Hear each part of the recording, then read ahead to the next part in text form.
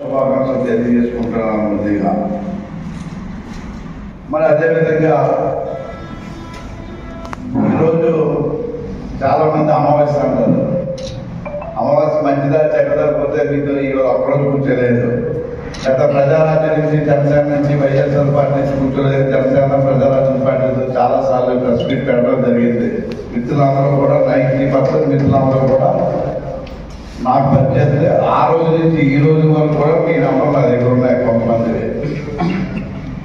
అయితే ఈరోజు ముఖ్యంగా నేను కూడా వైఎస్ఆర్ పార్టీలో టికెట్కి ట్రై చేసి మాకు టికెట్ అయితే 100% వచ్చి ఉండేది. మా స్వామీజీ గారు ఉన్నారు మాకు.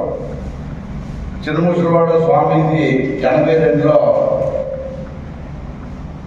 నేను అక్కడ 500 ఇల్లు హౌసింగ్ బోర్డు కాలనీ కట్టాం. నేనే కట్టించాను, మా నాన్నగారు కాంట్రాక్ట్. ఆ టైంలో స్వామీజీ గారు వచ్చి ఒక ఆవును తీసుకొచ్చి నేను ఎప్పుడైతే ముసలివాళ్ళు ఎంటర్ అయ్యానో అప్పుడు ముసలివాళ్ళు అదే రోజు ఎంటర్ అయ్యారు. మేము మా పెద్ద ప్రాంతంలో లోకల్గా ఉన్నవాళ్ళు మాత్రం అతని దగ్గరికి ఎవరు వెళ్ళం.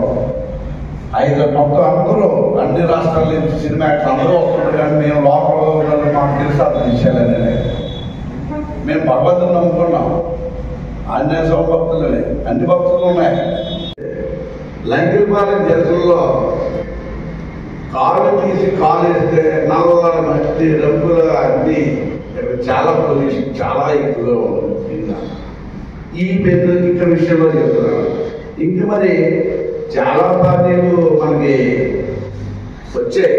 ఎప్పుడు ఈ ప్రజారాజ్యం తెలిసినప్పుడు ఈ రమేష్ బాబు గారు ఉంటుండగానే కాంగ్రెస్ పార్టీలో చిరంజీవి గారు చేయడం తర్వాత హిందూజా పవర్ ప్లాంట్ వచ్చింది. ఎన్టీపీసీ అప్పుడు ముందు వచ్చింది. హిందూజా పవర్ ప్లాంట్ ఎవరి టైంలో వచ్చింది? అప్పుడు శాసనసభ్యులు పంచకల్ రమేష్ బాబు గారు, అప్పుడు మేయర్ పులుసు జనార్దన్, అప్పుడు కలెక్టర్ ప్రవీణ్ కుమార్. గోవింద్ చెప్తున్నాను. అక్కడ మన గోవింద్ ఉన్నారు నాయకుడు. ఏదో పార్టీ పెట్టి ఇండిపెండెంట్ నిలబడతాను అని నాకు ఫోన్ కూడా చేశారు. అక్కడ కూడా తాడి గ్రామం గురించి మాట్లాడుతున్నాం. దీనివల్ల వచ్చిన ఇబ్బందులు, ఇంకా పోవడానికి గురించి వచ్చిన ఇబ్బందులతో నిర్విరామంగా అప్పుడు ఎలక్షన్లో నిలబడినప్పుడు ఇదే అధికారి గారు వెళ్ళి ఆ వీడియోస్ అన్ని నా దగ్గర ఉన్నాయి. ఐడి న్యూస్ నాగార్జున రెడ్డిలో మాట్లాడుతుంది. నేను నాకు ఇచ్చాను. నేను ఎట్టి పరిస్థితుల్లోనూ హిందూజా పవర్ ప్లాంట్ గురించి తాడి గ్రామం తరలింపు చేస్తాను అని మాట ఇచ్చాను. నేను చేసిన తర్వాతే మళ్ళీ ఎన్నికలకి వచ్చి మిమ్మల్ని ఓట్లాడుతాం తప్ప ఈ లోపు ఓట్లాడగలను అని చెప్పారు. అది ఆ మాట మీద ఎమ్మెల్యే గారు కట్టుబడి ఉన్నారా లేదా పత్రికాముఖంగా మనకి చెప్పాలి. రియల్ ఎస్టేట్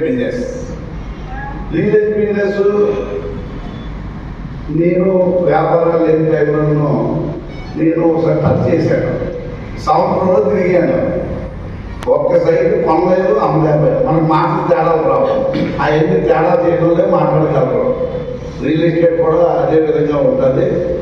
అందరూ కూడా ఏంటంటే మసిపూసి మార్కెట్ చేస్తేనే రియల్ ఎస్టేట్ ఆఫీసులో వెళ్ళగలరు. కబ్జాలు అయితే ఎంత దారుణం అంటే అంత దారుణంగా జరిగాయి. విద్యుత్ వినియోగం కాదు, విశాఖపట్నం జిల్లా, ఉమ్మడి జిల్లా ముఖ్యంగా. కానీ వైఎస్ఆర్ పార్టీలో అయితే విశాఖపట్నం ఉమ్మడి జిల్లాలో యథాచిదిగా రోజు కొన్ని 100 ఎకరాలు. మన వాళ్ళకి అందరూ పేదవాళ్ళమే. మనకు ఆ దమ్ము ధైర్యం లేదు. మాకు కానీ మీకు కానీ ప్రజలకు కానీ ఎవరికీ లేదు. మరి ఇన్ని ఎకరాలు వైద్యాలు కబ్జాలు జరుగుతున్నాయి. రోజు కబ్జాలు జరుగుతున్నాయి.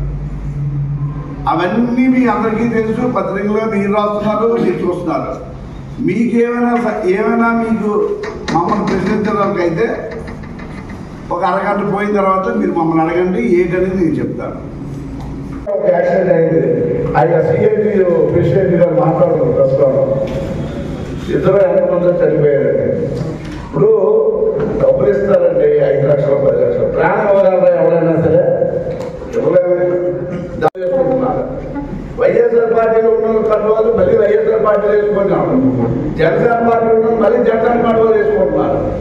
నాకు అర్థం లేదు ఏంటనే.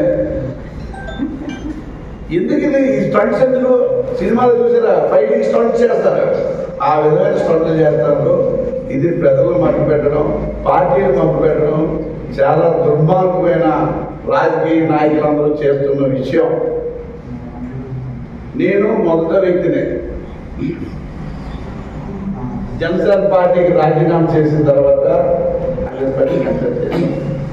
ఆవిడ 25,000 కట్టెక్ట్ చేశారు. అంటే ఇలాగే మెంబర్షిప్ లాగా వచ్చేది కాదు, 500 ఇస్తే మెంబర్షిప్ సాయంత్రం వచ్చేస్తుంది.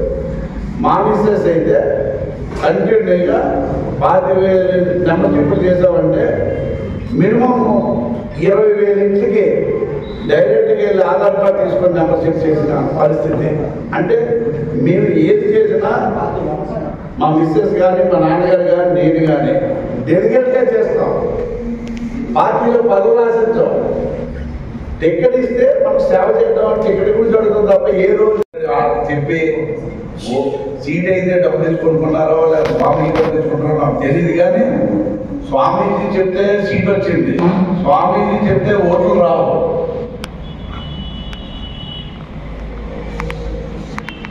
ఓకే, అక్కడ సబ్జెక్ట్ అయిపోయింది. ఇంకా చూస్తే సమస్యలు అయితే ఇది ఎవరిని మనం అనుకునే సమస్యలు కాదు. ఇది ఎవరిని నిందించక్కర్లేదు. గత ప్రభుత్వాలు కానీ అప్పుడు నేను జనసేన ఉన్నప్పుడు కూడా